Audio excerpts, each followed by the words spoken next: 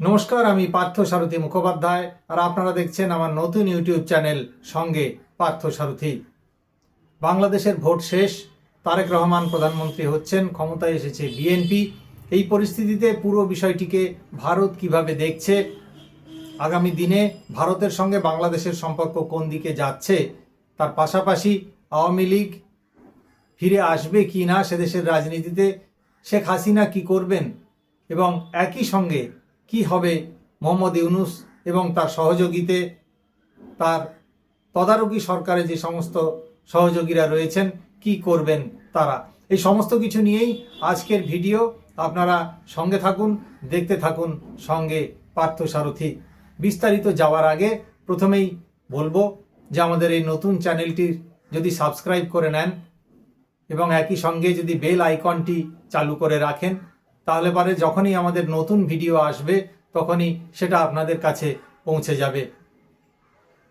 ভিডিওটি ভালো লাগলে অবশ্যই লাইক এবং শেয়ার করবেন আপনার মতন আরও বহুজনের সঙ্গে। কেমন লাগছে আপনাদের আমাদের ভিডিও তা আমাদের লিখে জানান, মন্তব্য করবেন ইউটিউবের নিচের কমেন্ট বক্স সেকশনে। এবার চলে আসছি মূল বিষয়ে।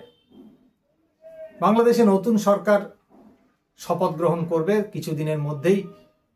ইতিমধ্যেই ভারতের প্রধানমন্ত্রী নরেন্দ্র মোদী বিএনপির চেয়ারম্যান তারেক রহমানকে শুভেচ্ছা জানিয়েছেন, অভিনন্দন জানিয়েছেন এবং ভারতের সঙ্গে বাংলাদেশ একই সঙ্গে উন্নয়নে সামিল হবে।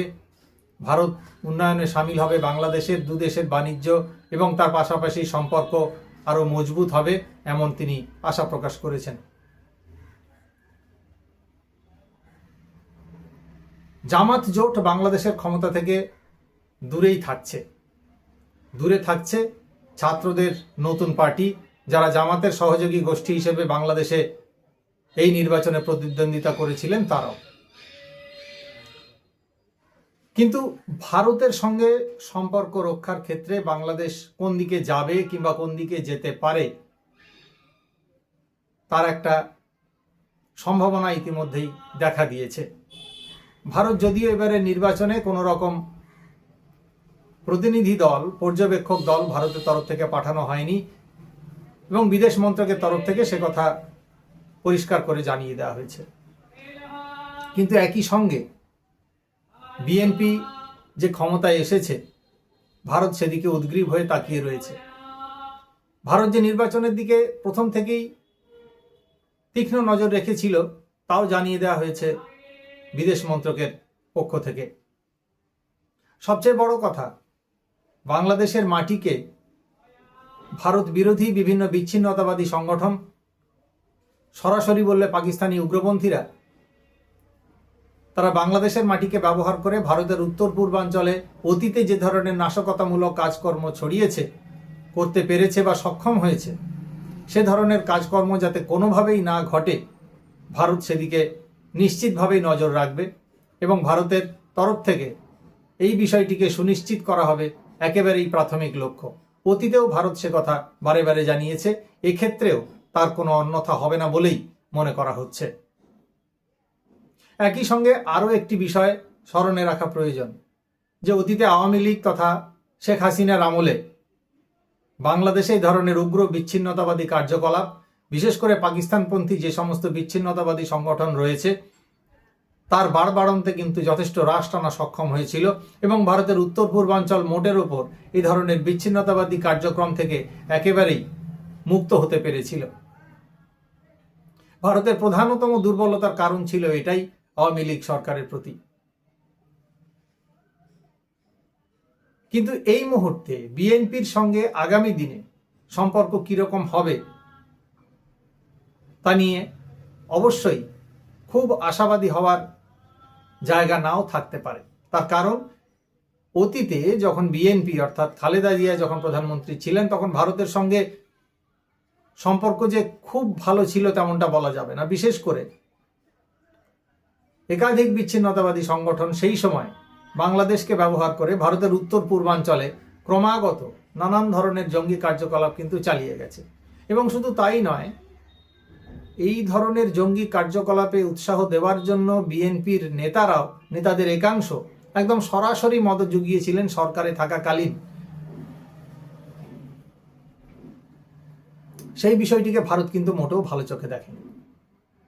সেই কারণেই এবারে বিএনপির ক্ষমতায় আসার পরেও ভারত বিষয়টি নিয়ে সতর্ক। যদিও কোনো রকম ভারত বিরোধী কথাবার্তা বা কোনো রকম উস্কানিমূলক কথাবার্তার হাজারো প্ররোচনা থাকা সত্ত্বেও তারেক জিয়া তার বক্তৃতায় কিংবা সাক্ষাৎকারে একটি ক্ষেত্রেও এই ধরনের কোনো শব্দবন্ধ বা সামান্যতম কোনো ইঙ্গিত তার কথায় কিন্তু দেখতে পাওয়া যায়নি।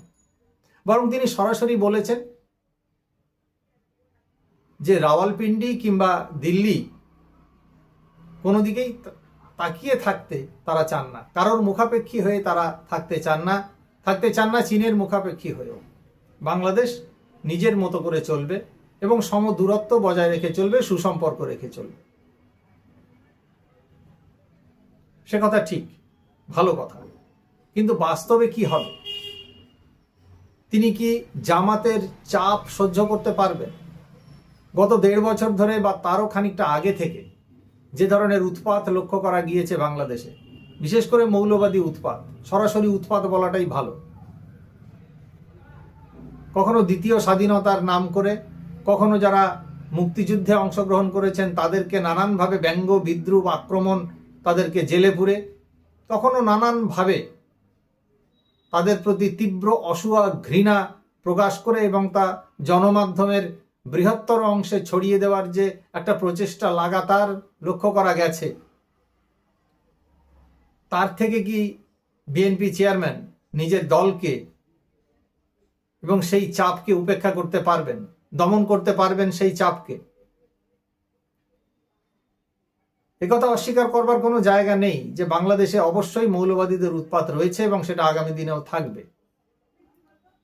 বাংলাদেশে এবারের ভোটে আওয়ামী লীগ ভোট বয়কটের যেমন ডাক দিয়েছিল, শেখ হাসিনা সরাসরি বলেছিলেন ভোট বয়কট করতে, ঠিক একই কারণে কিন্তু বাংলাদেশে বিপুল সংখ্যক মানুষ ভোট দিতে আসেননি। ফলে বোঝা গেছে বাংলাদেশে শেখ হাসিনার জনপ্রিয়তা, আওয়ামী লীগের প্রতি সমর্থন এখনও কিন্তু যথেষ্টই রয়েছে এবং তা কোনোভাবেই উপেক্ষণীয় নয়।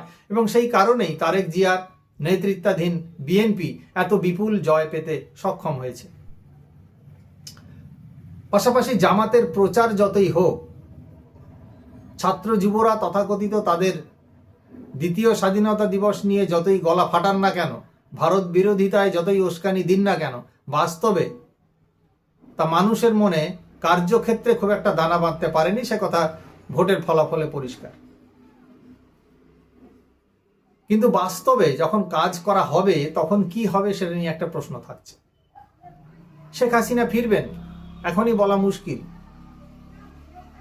কিন্তু আওয়ামী লীগ সম্পর্কে তারেক জিয়া যে তীব্র অসূয়া প্রকাশ করেছেন সাম্প্রতিককালে তা কিন্তু একেবারেই নয়। বরং তিনি বলেছেন মানুষ বিচার করবে। যদি কেউ অন্যায় করে থাকেন, যদি কেউ কোনো অন্যায় করে থাকে, দেশের আইন অনুযায়ী তা চলবে, বিচার হবে, মানুষ বিবেচনা করবে কে রাজনীতিতে আসতে চাইবেন কে চাইবেন না। একথা তিনি সরাসরি বলেছেন সংবাদ মাধ্যমের কাছে।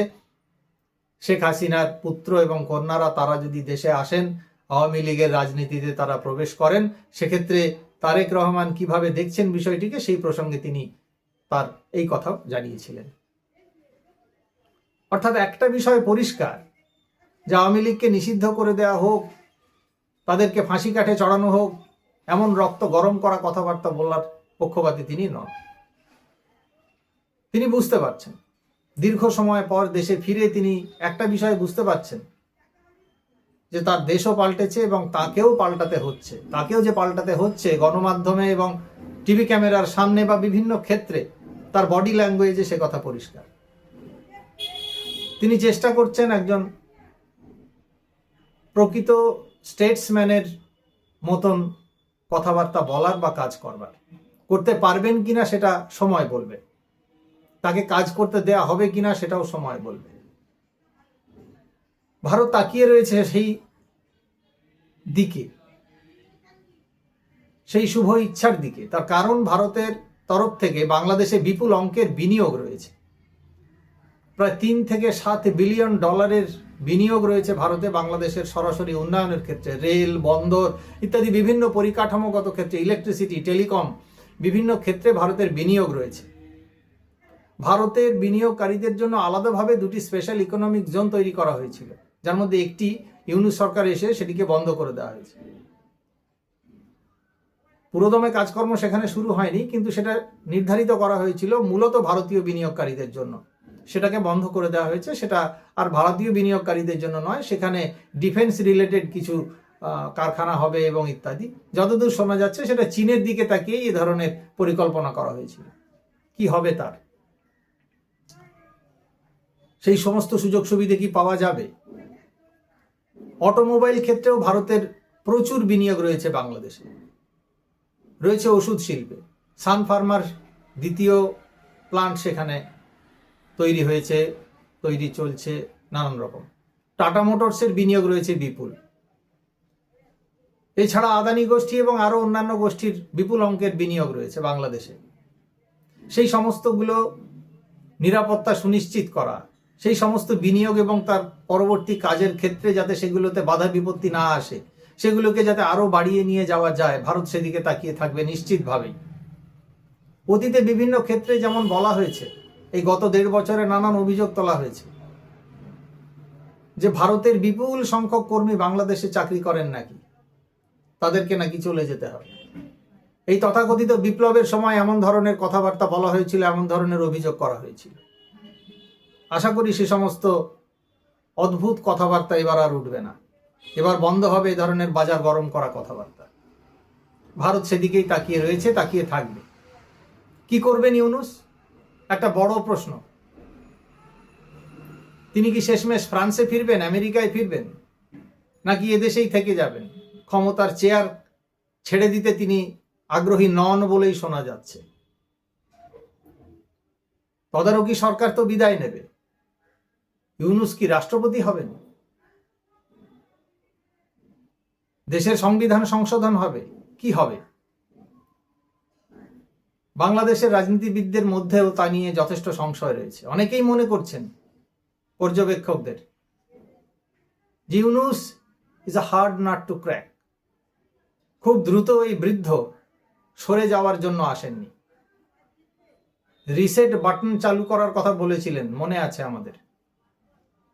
রিসেট বাটন চালু করার পরে পরিস্থিতি কি হয়েছে আমরা দেখেছি। কার্যত উচ্ছন্নে চলে যাওয়ার মতন অবস্থা সেই দেশের। কি হবে সেখানে? সংখ্যালঘুদের নিরাপত্তা কোথায় যাবে? সংখ্যালঘুরা গিয়ে একটু শান্তিতে বসবাস করতে পারবেন? হাজারো প্রশ্ন রয়েছে, হাজারো প্রশ্ন রয়েছে বাংলাদেশের মানুষের মনে। হাজারো প্রশ্নের উত্তরের অপেক্ষায় রয়েছে ভারতও।